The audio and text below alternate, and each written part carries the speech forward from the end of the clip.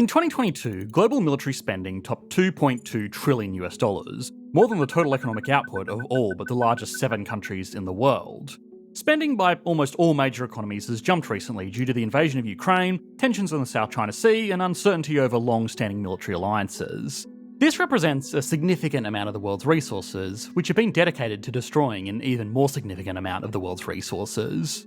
It's particularly disheartening to see when studies are coming out simultaneously suggesting that world hunger could be eradicated for $330 billion over the next decade, which is not only significantly less than the amount of money being spent on global military forces, it's significantly less than the amount of extra money being spent on military forces that's come about in just the past few years.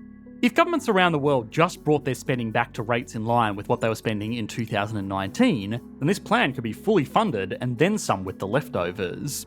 Reducing global poverty would also be a great way to reduce the need for a lot of military protections in the first place. But of course, it's naive to think that this is going to happen. Global leaders looking out for the interests of their own people in their own countries have a very good reason to invest into defence. It'd be nice to imagine a world where every country just gets along and there's no need for military defence, but it's just not realistic. So perhaps the next best thing we can do is understand this seemingly irrational build-up.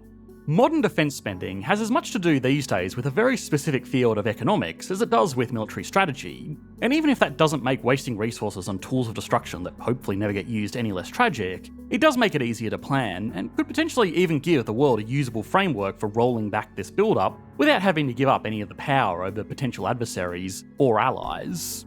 So, have our economic systems become dependent on a certain level of military spending? Can game theory be used to justify, or at the very least, rationalise this expense? And finally, why is this theory used offensively against allies more often than enemies? Now, one positive takeaway is that despite the massive military spending in the world today, we are living through a relatively peaceful time, and that's partially because international trade and cooperation has become so lucrative that military aggression is not really worth it. And effective communication between countries has been a major contributor to this. That's why I'm excited to talk about our sponsor for this video, Babbel. As one of the leading language learning apps globally, Babbel provides an engaging and effective route to mastering real-life conversations in new languages. On a visit to Paris a few years ago, I went into a nice patisserie near where I was staying and attempted to order un pain de chocolat. The baker looked at me and suggested pain au chocolat. What I had asked for was a bread made entirely out of chocolate. While you can never avoid making mistakes in a new language, Babbel's lessons aim to help you avoid making a fool of yourself and start speaking from day one. It skips past the functionally useless stuff you learn in school, like le songe de l'arbre, the monkey sitting in the tree, and goes straight into giving you phrases you'll need to use constantly when travelling. During my subsequent travels, Babbel's teachings allowed me to immerse myself in different cultures, enhancing my overall travel experience. Conversing smoothly with locals in their language added a delightful nuance to my interactions and deepened my connection to these places. The platform employs a scientifically proven methodology that emphasises practicality and real-world application, enabling you to start speaking a new language confidently in just 3 weeks. Join Babbel today and get 60% off your subscription by using the link in the description and embark on your own unforgettable language learning journey. Now, military spending is not always a complete sinkhole for resources. There are a few ways that it does productively contribute to the economies where that money has been spent, and by extension the global economy as a whole. First and foremost, a large share of military spending is directed towards paying the salaries of people that make up defence forces around the world. This acts as a form of government stimulus, giving money to mostly young people right when they have the highest propensity to consume. The money that people working in the military earn will be spent in the economy to keep regular businesses operating. Militaries around the world also offer training and subsidised higher education to people serving, which can help address skills gaps in the wider economy once they move out of the military. Now, of course, some of the skills that people in the military are trained in are completely useless in any kind of civilian industries, and there are more direct and efficient ways to stimulate the economy, especially considering that most of the time the economy doesn't really need stimulus. But it's still not as simple as just saying that any resources dedicated to the military are gone forever. Military spending is also directed towards the development of new technologies that occasionally have tremendous civilian applications. Just the Global Positioning System, or GPS, which was developed as a military tool, has saved the world trillions of dollars by allowing planes, ships, and even cars to navigate efficiently and avoid the economic wastage incurred by getting lost. This is wastage that could range anywhere from being late to work all the way up to commercial airliners getting lost and crashing, which did happen a lot before this technology was made available pretty much everywhere. Even the modern internet as we know it today really got its start as a piece of military communications technology, and it would be next to impossible to calculate just how many trillions of dollars in value that has added to the global economy. But arguably, just that by itself more than offsets all of the resources allocated to this otherwise unproductive endeavour. The best estimates that we were able to find put the contribution of the internet at 3 to 4% of global GDP, which is roughly double that of military spending. Now, this is assuming that technologies like this couldn't have been produced without the funding and motivation that comes from military arms races, which of course they could have been, but probably not as quickly. It also ignores that a lot of military spending isn't used to buy equipment that does nothing. A lot of it is used to buy equipment that does in turn destroy a tremendous amount of value around the world. This damage is done both to capital infrastructure and, of course, most tragically, human lives, which, even from the perspective of a cold-hearted economist, represents a significant loss to one of the factors of production. It takes a lot to raise a human being before they become a productive participant in the economy, and if they're killed at a young age in war, which is most often the demographic that is, then the world loses a lifetime of worker productivity that it already kind of paid for. This is what economists broadly refer to as human capital, which again does sound terrible, but it makes quantifying macroeconomic issues like this a little bit more manageable.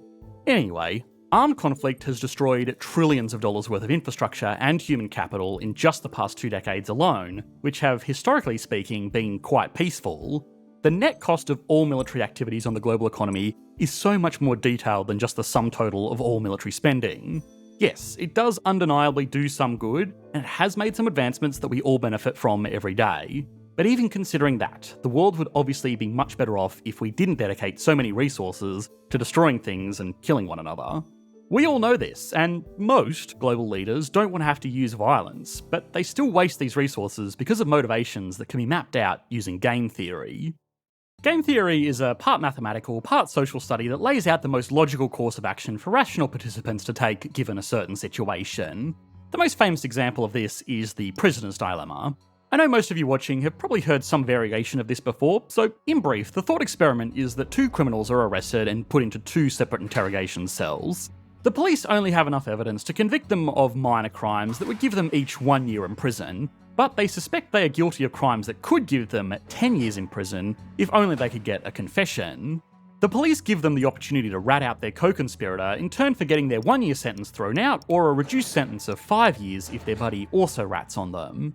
Now, in a perfect world, or a perfect world for criminals, the best outcome would be for them to both say nothing and serve their 1 year sentence. But individually, this would be the worst option for them. The best option for them would be to talk regardless of what their friend does. They either go free or serve a 5 year sentence as opposed to serving a 1 year sentence or a 10 year sentence. What ultimately happens is that they both end up serving 5 years when they could have just served 1 because they were acting in their best interests. This suboptimal but logical choice is called a Nash equilibrium, after the founder of game theory, John Nash, who won the Nobel Prize in Economics for his work. Now, of course, this is a massively oversimplified thought experiment, but it's clear to see how, in effect, the same thing plays out in the world around us with military spending.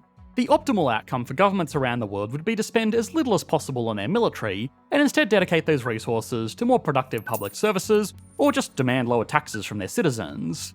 If no countries had militaries, there would be no need for any other countries to have militaries, apart from maybe us Australians because we like to occasionally declare war on our local wildlife. Now, while this makes sense on a global scale, it also leaves open the opportunity for just one country to be the rat and develop their military to take advantage of all of the other countries that don't have one. The optimal group outcome is peaceful coexistence, but the optimal individual outcome is for all of the countries to develop some level of self-defense, so that's exactly what happens, and we're left with the same situation as the 2 prisoners serving 5 years, when each of them could have only been serving 1. The only real difference is that in the case of the global economy, there are hundreds of national participants, not just 2 prisoners. Now, where the game theory of global military spending is most important is not amongst geopolitical rivals, but more often than not, allies. Game theory is much more than just the prisoner's dilemma, and most real-world applications of the theory are used in situations where multiple parties, all with their own self-interests, are trying to get along to achieve a mutually beneficial outcome. Global military alliances are basically exactly this. Broadly speaking, if a country can make itself part of a big powerful alliance like NATO, then it becomes in their best interest to spend as little as possible on their own military because they can rely on the parties in the agreement to pick up the slack on shared defence. A country like Germany is extremely safe from powerful local rivals because it has extremely close alliances with the United States. Germany still spends a lot of money on defence, but it's a lot less than it would if it needed to hold its own on the world stage. Some very prominent economists have argued that the USA in particular has been losing out on this deal with its allies for some time, and that a big reason why US military spending is so massive is because it defends not only itself, but all of its strategic and economic interests all over the world. Global shipping moves trillions of dollars of cargo every year on almost totally undefended container ships because countries ultimately know that if they try to attack another country's ships, the US would intervene to maintain global trade. The global economy benefits greatly from international trade, and so too does the USA, but other economies have arguably benefited more while contributing less to maintaining this safety. Now, not all decisions are made by perfectly rational participants, and in a situation as complex as global geopolitics, it would be impossible for logical decisions to even be mapped out like they were with the assumptions of the prisoner's dilemma. But recent actions have been a really clear way to see these theories playing out in the real world. US political attention has been drawn to paying for the defence of other countries, and there's been calls for other countries within alliances like NATO and AUKUS to start paying their fair share and contributing to the collective strength of these respective alliances. Smaller countries play the game by hosting foreign military bases as a way to make contributions without crippling their national budgets. Of course, one of the biggest military threats to the West in the world right now is China, which is the only country that really comes close to the USA in terms of military spending. At first glance, it still looks like it's well behind the USA, and it is. But $290 billion in China goes a lot further than $290 billion in the US. Salaries for troops and other personnel are much lower in China, and their equipment is cheaper to manufacture as well. The same purchasing power disparities exist in a lot of other potential adversaries, Russia and India specifically, which have clearly shown a willingness to engage in conflicts with their neighbours. There is a common misunderstanding that the US spends more on its military than the next 10 countries combined, 7 of which are allies, and that does make US military spending sound a little bit dumb, which it is. But it's the logical kind of dumb that means that the world becomes those prisoners serving 5-year sentences when everyone could have just served 1. Adjusted for purchasing power parity, which is a much more accurate way to assess the scale of military operations, the US only spends as much as the next 3 countries combined, none of which are allies. The countries involved in these tensions really don't want to fight one another, but they also don't want to lose their competitive position, and unfortunately, every move in the game of the global arms race costs billions of dollars. Because game theory is strange, the acts of military chicken being threatened around the world right now can lead to some equally strange outcomes. Australia, as part of its military alliance with the United States, agreed to purchase multi-billion-dollar nuclear attack submarines as part of a deterrence effort against China, which could threaten shipping lanes to the country in the Pacific Ocean. China is Australia's largest trading partner by some margin, both in imports and exports. So the irony is that Australia is spending billions of dollars every year to protect its trade with China from China. If that wasn't already strange enough, I have to give the small disclaimer that it wasn't the team here at EE to notice this irony. It was a sketch on a comedy show that came out almost a decade before the spending was announced. Now, while this is very funny, it happens all the time. China and India are in a major economic group together while fighting over their borders. Taiwan and mainland China are in a decades-long stare-down while trading quite intensely between one another, and the same is true for China and the USA.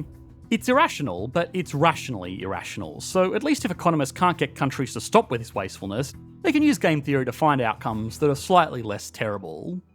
Now, we've already made an entire video on the economy of Taiwan, one of the countries, if you can call it that, at the centre of a lot of these tensions. So we didn't want to repeat too much here, but it's also a fascinating economy in its own right, so you should be able to click to that on your screen now.